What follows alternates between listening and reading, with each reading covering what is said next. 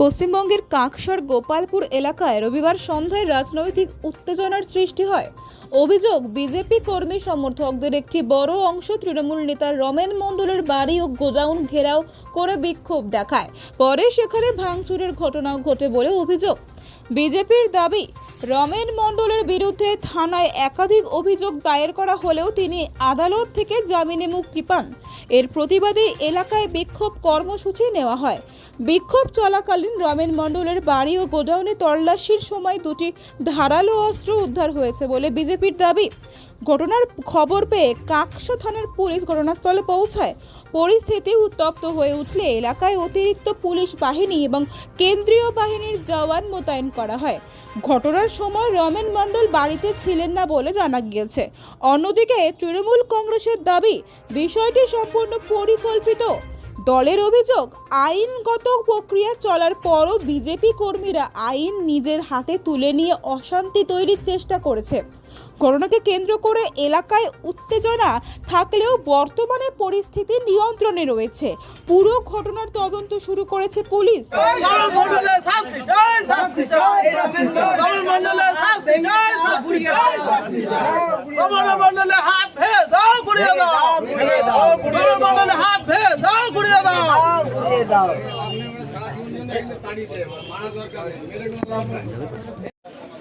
এই বাড়িটি হচ্ছে তৃণমূলের নেতা রমেন মণ্ডলের।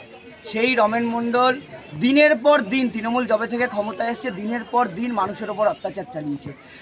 আগ্নেয়াস্ত্র দিয়ে অত্যাচার চালিয়েছে, প্লাস এমনি দা কাটারি দিয়েও লোককে ভয় দেখিয়েছে। আজকে সবার বিক্ষুব্ধ জনতা যখন ওদের বাড়িতে আসে, যখন হিসাব নিতে ওকে ধরতে ওর কাছে আসে, তখন দেখে যে ওর বাড়িতে ধারালো অস্ত্র পাওয়া যায়, পশু জবাই করা অস্ত্র পাওয়া যায়। আর মানুষ এরকম আশঙ্কাও করছে যে ওর বাড়িতে আগ্নেয়াস্ত্রও আছে। তো ওকে খুঁজতে, ওর কাছ থেকে এই দুর্নীতি থেকে শুরু করে সাধারণ মানুষের উপর যে অত্যাচার হয়েছে দিনের পর দিন, সব কিছুর হিসাব নিতে মানুষ আজকে এসেছিল। জনসাধারণ আজকে, বিক্ষুব্ধ জনতা আজকে ওর বাড়িতে ঢুকেছে। ওকে না পেয়ে ওর যেহেতু ওর আগ্নেয়াস্ত্র খুঁজেছে, এবং আগ্নেয়াস্ত্র না পাওয়া যায় কিন্তু কার্তুজ আর শুনেছি আর পাওয়া গেছে, এই ধারালো অস্ত্রগুলো পাওয়া গেছে। আর এইটাই বাস্তব চিত্র।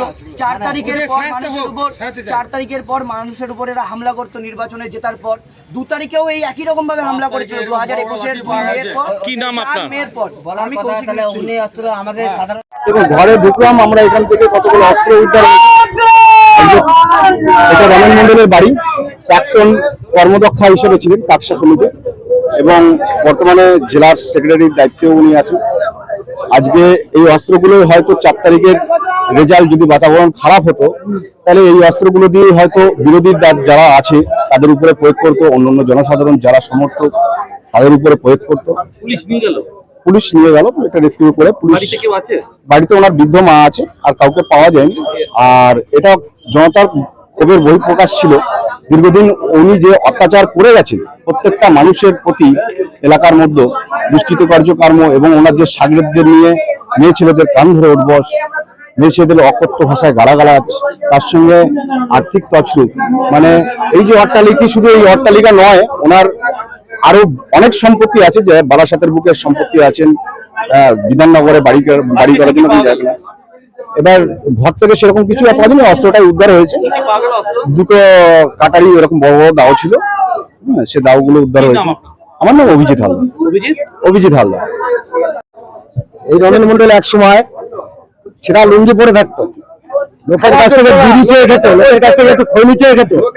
এই রমেন মণ্ডল টিএমসি আসার পরে, ক্ষমতায় আসার পরে রমেন মণ্ডল ফেপে ফুলে মানে একাকার হয়ে যায়। সেইখানে ওর ঘর, এই যে ঘর, মাটির ঘর ছিল, এখন এই ঘর দোকান, বড় ব্যবসা বারাসাতে ঘর করছে। এখন আপাতত বর্তমান বারাসাতে ঘর করছে, জায়গা নিয়ে বারাসাতে আছে। এখন বারাসাতে রয়েছে, ঘরটা করছে বারাসাতে। হ্যাঁ, ঘর থেকে পাওয়া গেছে। আমাদের কাছে খবর ছিল যে আগ্নেয়াস্ত্র আছে, কিন্তু সেইখানে পাওয়া গেছে হলো ধারালো অস্ত্র, দাও। ঠিক আছে, আমরা এখনো ঘর সার্চ করি না। ঘর যদি সার্চ করা হয়, ঘর থেকে অস্ত্র পাওয়া যাবে আশা করি। আমার নাম সুশান্ত খা।